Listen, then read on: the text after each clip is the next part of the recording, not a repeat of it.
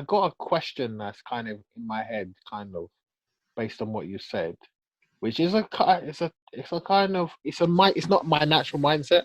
So when it comes to like a theory, right? Someone will come up with something, and then you want to create an experiment for it. Um, how does that work? How do you know, for example, that you'll be able to test? How do you get from that theory to the experiment side of things? Is it Because something like normally in particle physics, in the LHC type of theories, those guys actually look at the data and then come up with an idea on how something might work, a type of interaction or decay or something, and then the end product of it will be an observable.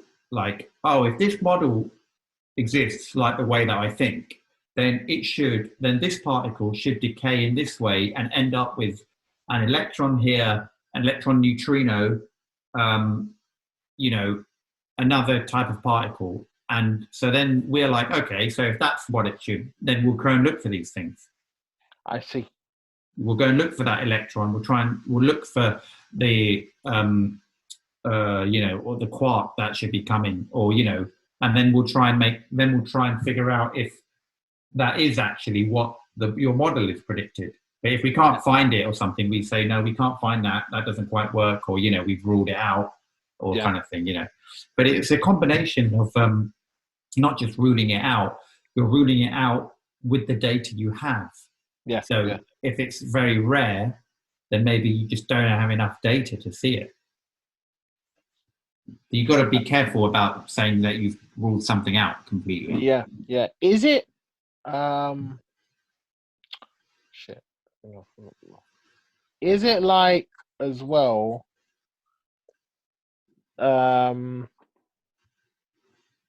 so you talked about how many times, you don't want to rule it out because it might be a rare occurrence or something. I guess that's kind of like the Higgs, right? You saw it a few times after looking for it for so many times, right? But you found it in two different ways, and that was one of the things. So we found it in more than that, in several different ways now. Okay, cool. Yeah. Because it can decay to many different things. I see. And so is it like the strength of the theory should predict like many different cases, and the more cases that you can test, the stronger that theory is? Or is it kind of just like, if someone just said, well, this should do this, and then that was like one case, and you just observed that, is that enough? Or is it you need the theory to work on multiple different ways? Like what you just said with the Higgs, right? You said you've observed it in many different ways now. So is it sufficient to just have the one way, or how many ways?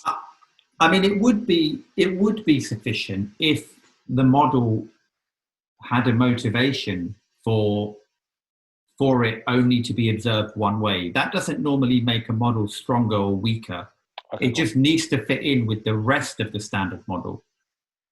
So the Higgs theory, just by the nature of what the theorists proposed, it just came out that it would decay to these 10 different ways or something. But that didn't make it a strong theory. What made it a strong theory was it fit in with everything else. I see. And, it has to be consistent with what we kind of know now. The problem with theories now is that, well, not the problem, but what makes people ask, why are there so many models? We're looking for hundreds, thousands, there's 1,000 different models out there for dark matter.